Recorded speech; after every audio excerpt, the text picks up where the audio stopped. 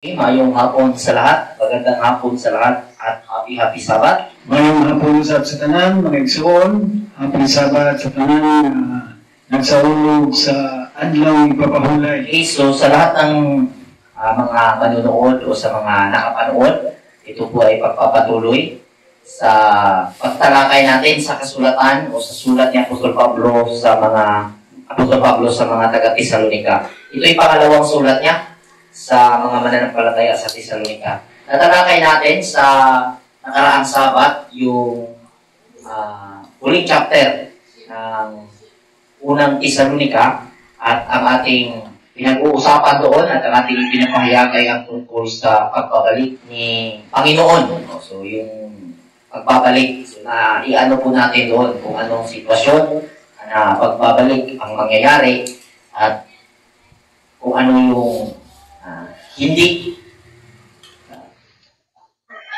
na makataungang pangunawa ba tungkol sa pagpapaliwanag sa pagbabalik ni Jesus. Okay? Ngayon po ay sa nakita natin dito sa pangalawang sulat niya sa mga taga-Tesalonika ay nagkaroon ng parang emosyon doon sa pagbabasa ko nito buong aklat ng Sikat Tesalonika dahil maiksi lang po ito ay ginawa ni Apostol Pablo na sumulat siya sa pangalawang beses upang i-encourage at linawin doon sa mga mananampalataya ang tungkol sa pagbabalik. Ito talaga yung issue sa pagbabalik. Sa hapong ito, ating simulan at basahin ang unang chapter sa versikulo 1 mula hanggang 2. So, basahin natin at ating ipaliwanag. Versikulo 1 hanggang sa 2. Gikan ni Pablo, ni Silas, o ni Timoteo, alam sa iglesia sa Tesalonika, na iya sa Elohim, nga atong amahan, o sa Ginoong Hesus Kristo. Inawapunta nga ang Elohim amahan, o ang Ginoong Hesus Kristo, maghatag kaninyo sa grasya o kalinang.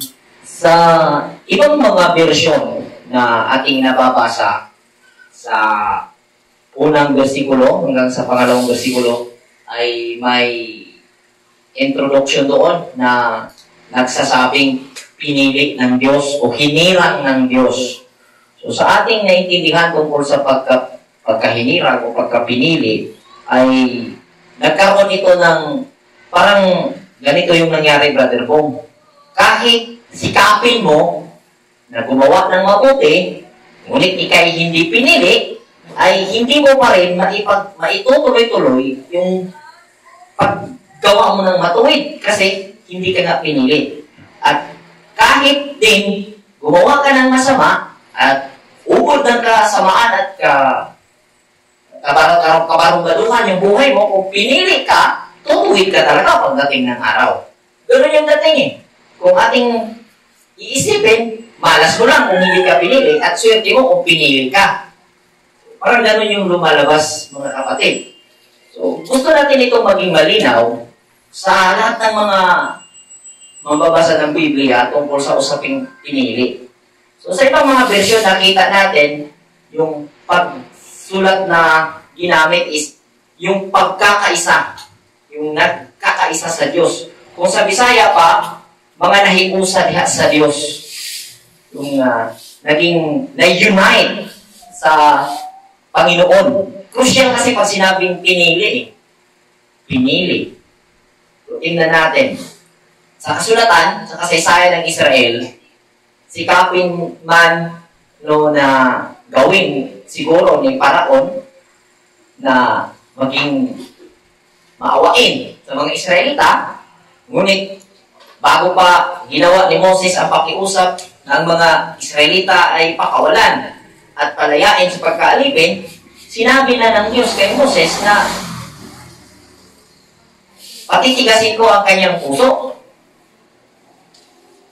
So kung sa literal na unawa ang ating ikakabit, Brother Bong, lumalabas tuloy na yung Diyos dito sa Biblia ay naglalaro lamang sa kanyang mga nilikha.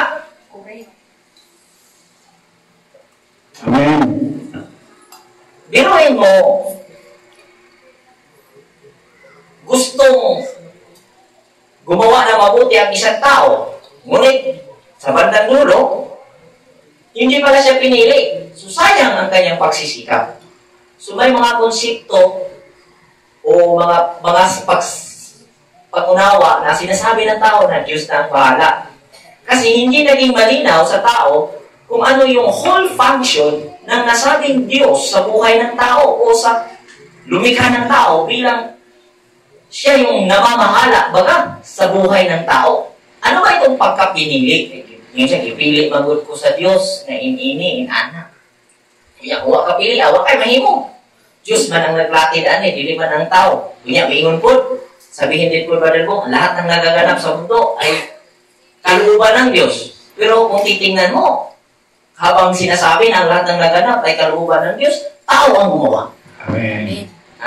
Nakita niyo po yung logic. Tungkol sa pagkapinili, at ating hinga ng panig ng ating kapatid, si Brother Bo, kung ano ang kanyang sentimento tungkol dito, kung ano ba talaga yung pagkapinili. Mayroong hapon sa kanan, no? Para na ko, ini nga mga pangahulugan sa pagpili. Sa isa yung nadaan din sa libro ni Moses. Dari pa lang sa Genesis, sa 26, na dalangin natin ang tao ayon sa ating wangis. So, kini sa ako pagkapinili. Wala din nagpasabot na kining dipili para lang sa matarong o para lang sa katong dili matarong. Pero, dahulan ni, ang tao may usa ka dipili nga gitugyanan sa atong pagkagawad sa atong Elohim. Kaya lang, wala lang masabti ba sa tao kung sa ang iyahang responsibilidad. Kana bang paghatag kaniya sa iyahang pabor nga ikaw isip pinili nga gihatag ang dagway na maoy mo amuma sa imuhang kini nga to ang gingon nga tawhanon nga lawas, kini nga tong physical. Kay diri sa physical, diri gihatag ang espiritu, kining espirituhanon nga dagway sa atong amahan. Nagtod na pagkasulti. Ang tao, gipili na daan, siya din ang gipili.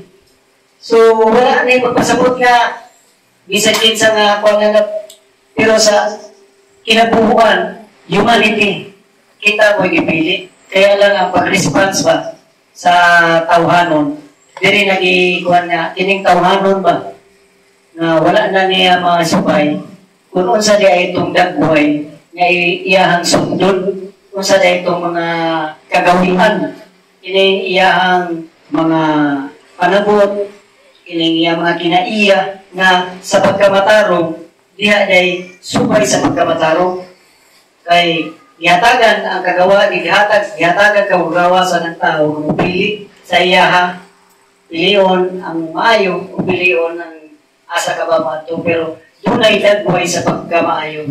So, para nga ko, karon nga nahatagan na o kalinaw sa akong pangisip o sa akong pagkatao, kini pinili na daan kita bisan naabata sa bakan sa ato ang ginikanan. Okay, so klaro nga yung pagkapinili ay hindi po ito patsamba-tsamba ba na hindi mo alam na pinili ba o hindi. Ito'y nilinaw ng ating kapatid sa kanyang pag-unawa na nakamtan na ang pagkapinili ay bilang ikaw ay umiiral as a part of humanity, ikaw ay pinili. Sabi nga, sa sinapupunan pa lang ng iyong ina, ay pinili ka na. So, ito'y sinabi ng Panginoon kay Isaiah at maging sa lahat ng tao, ito ang naging kahihinatan o kalagayan. Sa siyensya nga, sa pag-aaral, marami po yung sperm na lumabas mula sa masculine, sa lalaki. At isa lang ang nakapasok sa ubari ng babae. Sa sitwasyong iyon, nagpapahayag iyon ng iyong pagkapinili kung kaya nandito ka So, ang nangyari nga lang, sabi nga ni Brother Bong, doon na nawala yung tao sa yung paano siya nag-response bilang pinili. Bilang pinili. So, doon siya nagkulang yung tao, yung individual. Kung paano siya nag-response bilang pinili siya. So, ang sitas nating nabasa, yung talata nating binasa, may mga bersyon na nagsasabi ay nakiisa sa Diyos. Hindi naggamit ng termino na pinili o hinirang, kundi nakiisa sa Diyos. Kaisa sa ating Diyos Ama na nasa langit. Yun yung sinabi. So, kapag kang isang tao na buhay na nahanap niya ang kaniyang sarili, I mean, kung ano yung purpose, nahanap niya yung purpose ng kanyang pagkatao dito sa mundong ito, ay tuluyan niyang nakiisa siya sa Diyos. Kasi yung Diyos na sinasabi ay yung sistema na nasa katawan mo. Yung function ng whole katawan, yun yung Diyos. At kung kailan at anong panahon ka nilikha, yun po yung specific na purpose para sa iyong pag-iral kung kaya ka nandito. So, yan po yung may mga nagsasabi sa sinaunang panahon, may mga katuruan na may mga tawag nun, yung basihan sa formation sa kalangitan, tawag po nun. Kung sa Bisaya pa na yung mga libro sa nakta, mga zodiac sign, ito po'y tumutukoy sa mga personality na makakamta ng taong pinanganak sa ganong kapanahunan. At related po doon ang purpose ng iyong pag-iral. At yan po ang kailangan mo mahanap sa sarili mo nang sa gayon, mai-apply mo roon ang katarungan at hustisya sa pamumuhay mo, tuluyan kang nakiisa sa Diyos Ama. Yun po yung pakikiisa na sinasabi ni Apostol Pablo na naging entro niya sa mga mananampalataya sa Thessalonica. So, tuloy po natin ang ating pagbabasa sa versikulo 3 hanggang versikulo 5. Mga igsoon, kinahanglan nga sa tanang panahon, magpasalamat kami sa Elohim tungod kaninyo. O gusto kini, kaya ang inyong pagtuo, nagtubok man pag-ayo, o ang inyong paghigugma ay nagkadako usab. Busa kamo gipasigarbo namo sa kaiglesiyahan sa Elohim tungod sa inyong pagtuo o paglahutay taliwala sa tanang paglutos o mga pag-antos. Ini maoy kamatuoran sa matarong hukom sa Elohim nga naghimo kaninyong takos sa iyang gingharian nga tungod niini nag-antos kamo. Okay. Ang napapansin natin sa tunada ng sulat ni Apostol Pablo ay nililift up niya yung damdamin ng mga mananampalataya, Brother Bong, sa Thessalonica. Kasi nga, nagkaroon ng malawakang panggulo ng pananampalataya sa katunggali ng mga mananampalataya ni Apostol Pablo. So, yung isa sa mga verses na ginamit dito ng mga anti-Pablo, yung huling binasa ni Brother Bong, kung saan, ulitin mo nga, Brother Bong, sa verse 5, Kini maoy kamatuoran sa matarong hukom sa Elohim nga naghimo kaninyong takos sa iyang gingharian na tungod niini nag-antos kamo. Hinong ka, nag-antos nun mo tungod sa gingharian. Hinandoy mo gingharian sa langit na nag-antos na inoon mo. Ayaw mo pangandoy sa gingharian langit aron magpahayahay mo. Okay. So, ingon din sa Tagalog version, sa Tagalog, basahin ko dito. Ang lahat ng ito ay nagpapatunay na magkatarungan ang paghatol ng Diyos at ginawa niya kayong karapat-dapat sa kanyang kaharian na siyang dahilan ng inyong pagtitiis. Yeah. Itong sulat na ito yung isa sa mga matatalim na verses. Isa sa mga verses na kinuha ng mga anti-Paul, mga nagsasabing si Apostol Pablo ay son of perdition dahil po sa pagkakasulat na iyan. Ngunit, makinig po kayo at ating ipapaliwanag. Kailangan po nating tingnan kung bakit niya nasabi ito, ano ang sitwasyon ng iglesyang sinulatan niya kung kaya nasabi niya ito. Kasi kung i-cut mo ang verse 5 at gawin mo panira sa sumulat, tulad ni Apostol Pablo na siyang sumulat ito, ay talagang may tama to eh. Kasi, maghihirap ka. Naghihirap yung mga mananampalataya. Dahil sa langit, kaharian ng langit na inaasam nila. Talaga ba maghihirap ka? So, ang dahilan pala ng paghihirap ngayon ng mga mananampalataya, yung langit na kaharian. Ngunit ganito po yung sitwasyon na nakikita natin, mga kapatid. Ang napapansin natin, itong mga tao nandito sa Thessalonica, mga noble siguro ito. Mga noble na mga tao ba? O di kaya may mga pangalan na ba? At nung naturuan sila sa magandang balita at dahil sa buhay nila ito, yun yung kaharian ng langit na nasa puso na nila. At yung paghihirap na tinutukoy dito, yung pagtitiis na naranasan nila dahil sa kaharian ng langit na kanilang inaasam, dahil po ito sa transition ng sarili nila sa pag-uugali na tinalikuran nila na kung saan nagdana sila ng paghihirap. Ibig mo naman, dati kang, sabihin na natin, dati kang kinikilalang bugoy, barumbado, kinikilalang ano ka dyan, siga. Tapos, nung naturuan ka sa magandang balita, ini-apply mo yung itinuro sa iyo. Pero yung nakasanayang ugali mo, nasiga ka, tinalikuran mo, yun yung paghihirap, pagtitiis, na sinasabi ni Apostol Pablo na naranasan nila dahil sa langit na kanilang inaasam. Which is, hindi po ang langit ang dahilan ng paghihirap, kundi yung ugali na tinalikuran nila ang nangyari. Nagtiis sila sa labanan, sa transition, sa kanilang sarili sa loob. Yung bang sinabi ni Apostol Pablo, hubarin ninyo ang inyong dating pagkatao at isuot ang dating pagkatao. So ito'y pagpapalit ng sistema, pagpapalit ng pamamaraan sa buhay na kung saan nagkakaroon ka ng adjustment. Baga, kailangan ka dito ng resilience. Kailangan ka dito ng katapangan. Kailangan ka dito ng sakripisyo. Kailangan ka dito ng kapakumbabaan.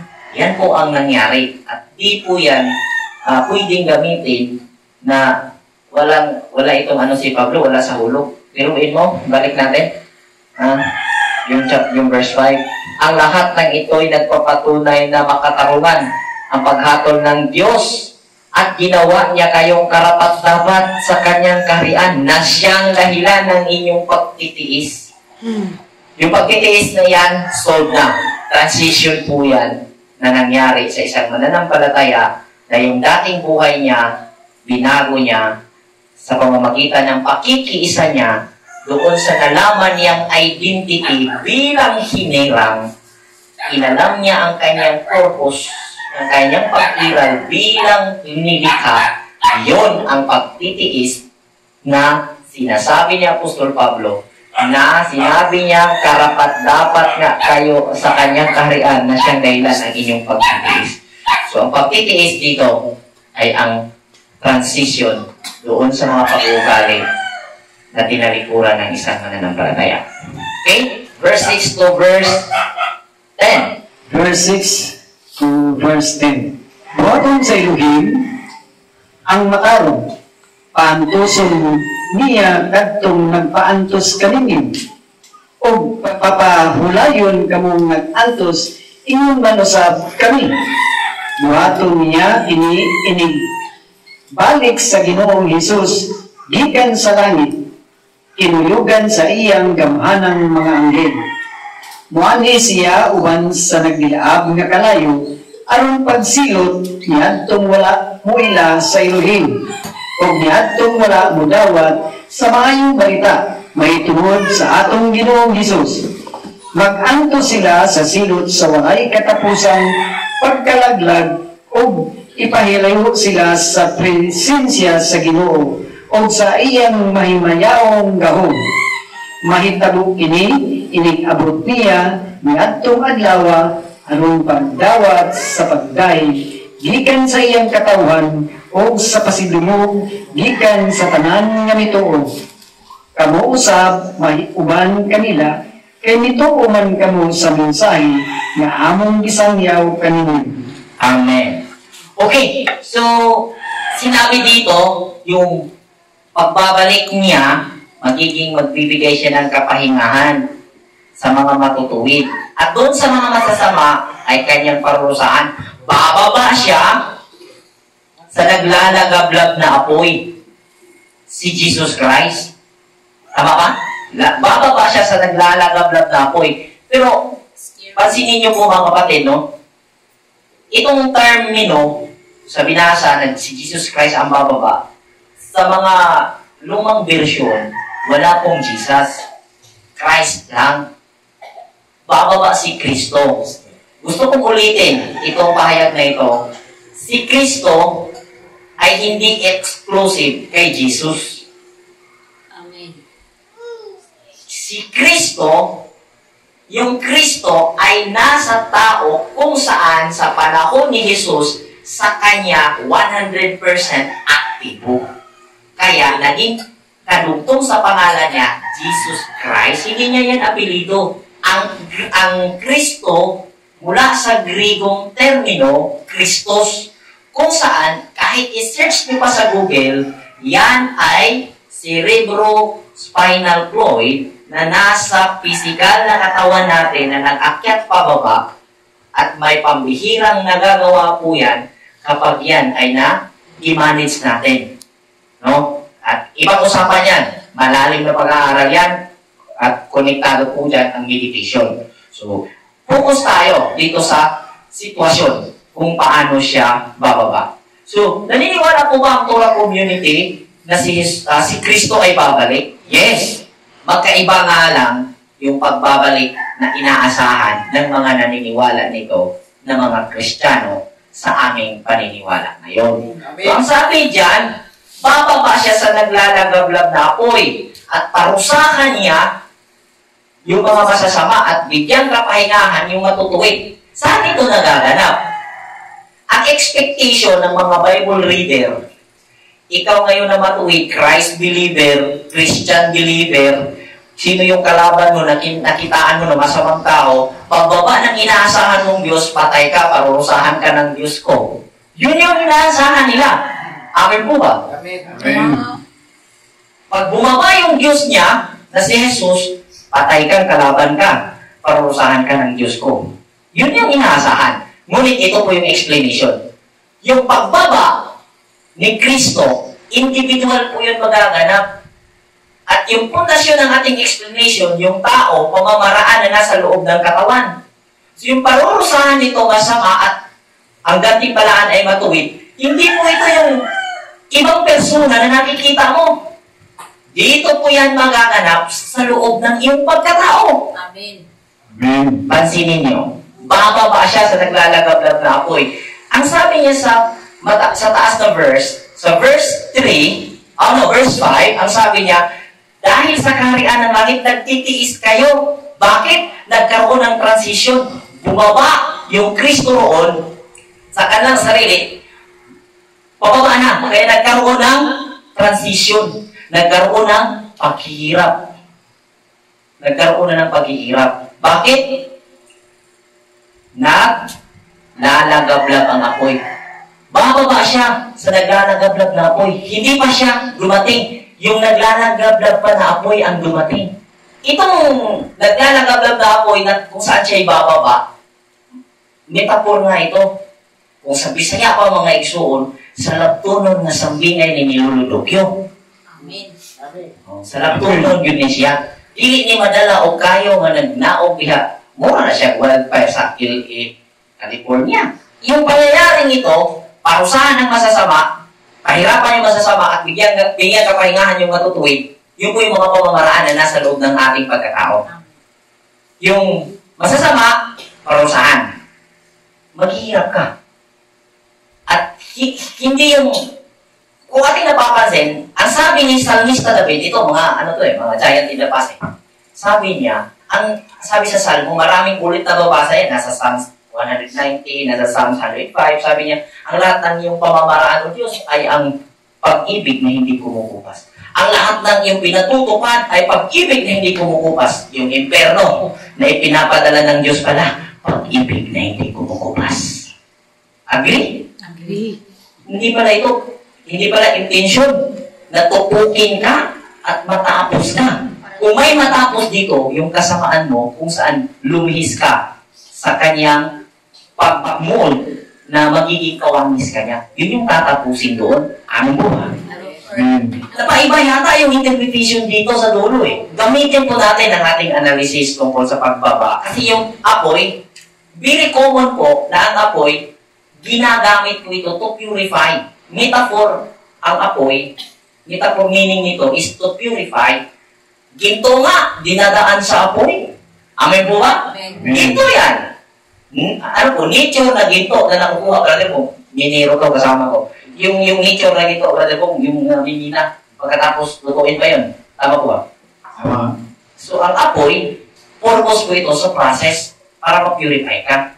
Ginto, wisdom po ito. Kahit yung sinunod mong pamamaraan, existing na pamamaraan na nakita mo, wisdom yan. But, kung gagayahin mo, may kahirapan kang maramdaman na kung saan yung gumagawa yan, wala nang paghihirap na dinaranas habang nagagawa niya yan. Bakit? Kung gagayahin mo, may paghihirap ka pang mararanasan. Which is existing na yan na pamamaraan. Bakit may paghihirap pa? Dahil yun yung proseso. Ginto, susubukin. Existing na wisdom yan. Kung iyong gagayahin, may paghihirap kang mararanasan.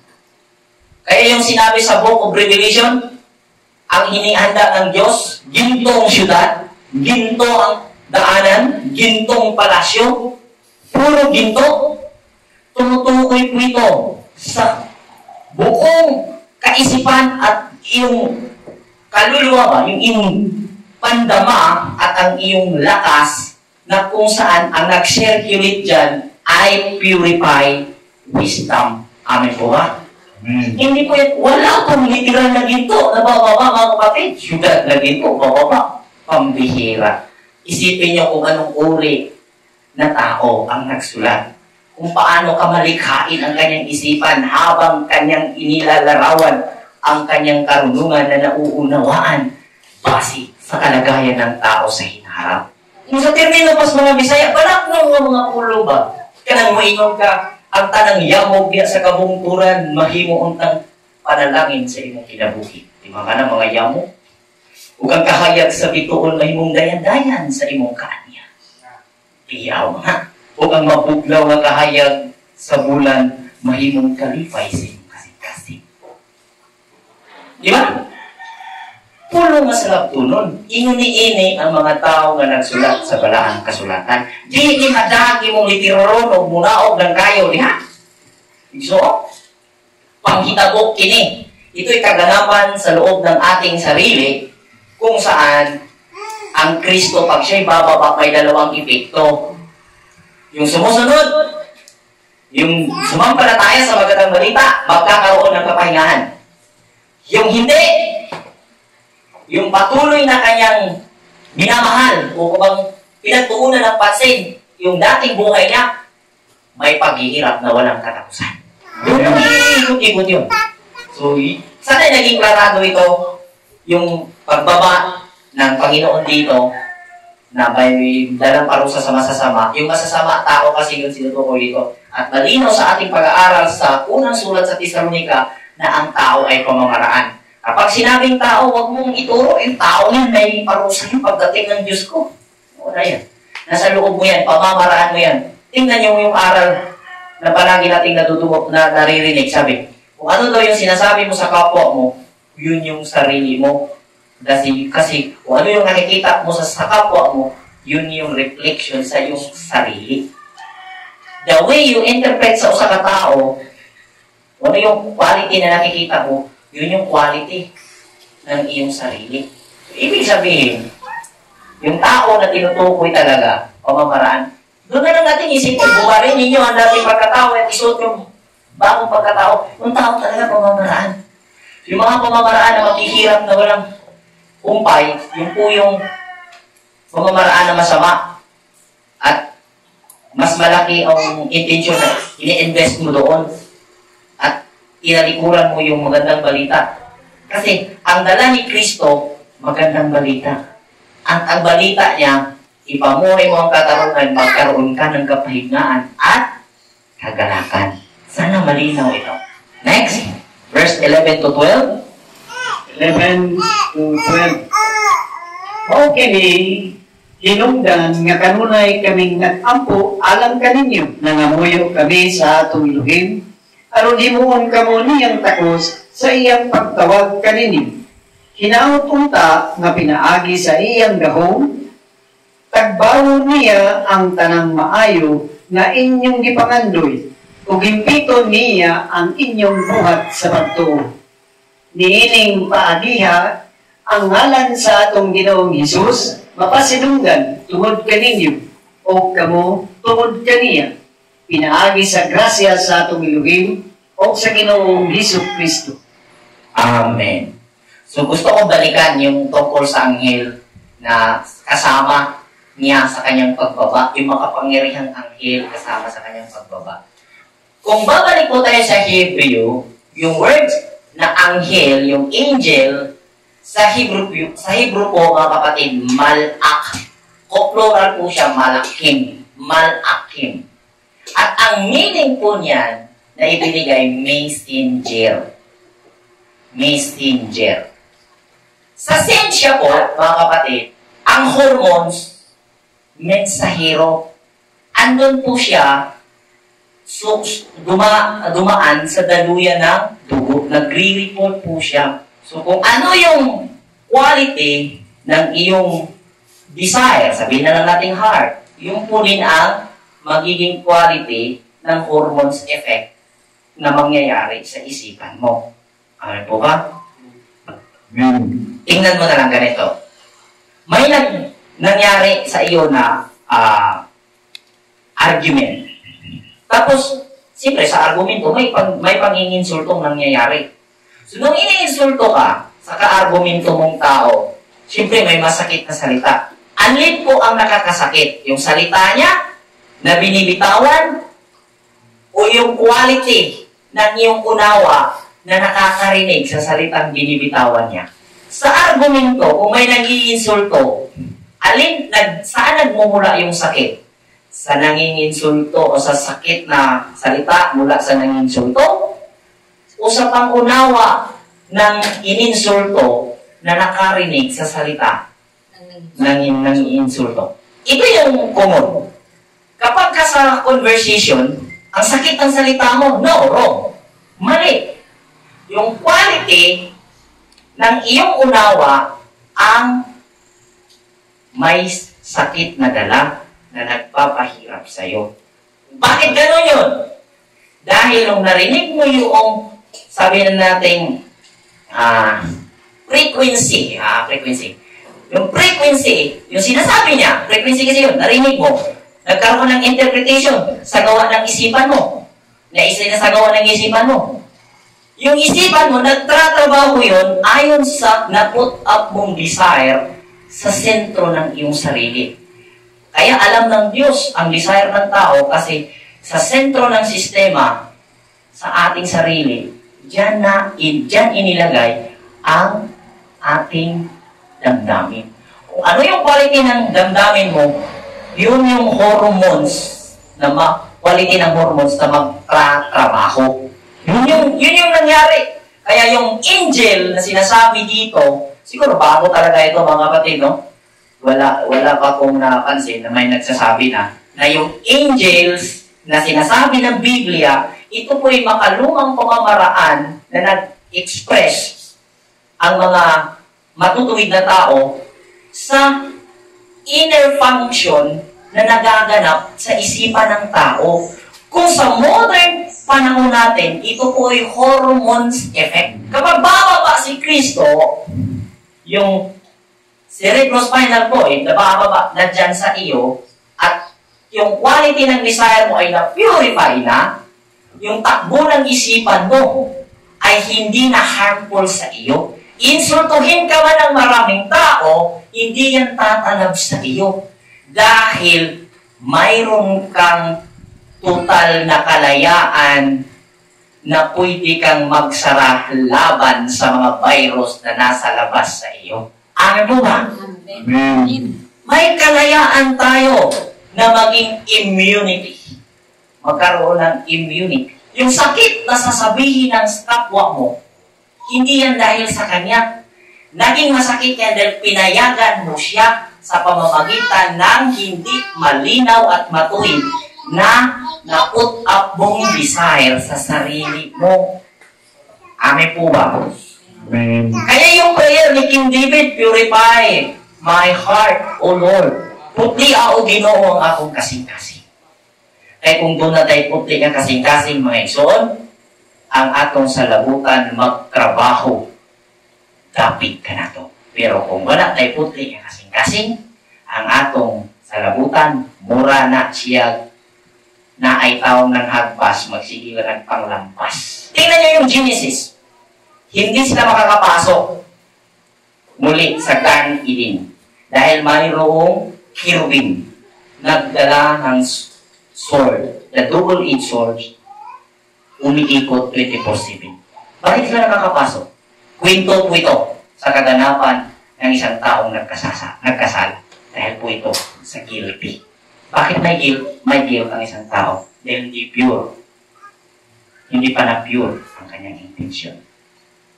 Kaya ang panalangin ni Apostol Paul na maging ganap ang lahat ng kanilang ninanais. Yun po mga kapatid na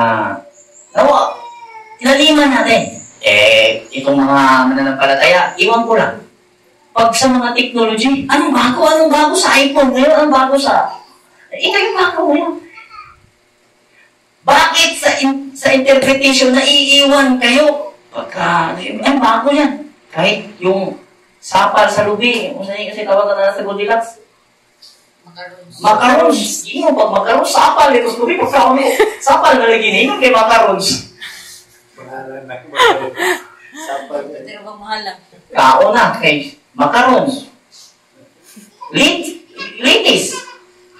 Tinan ko. Kung sapal lagi na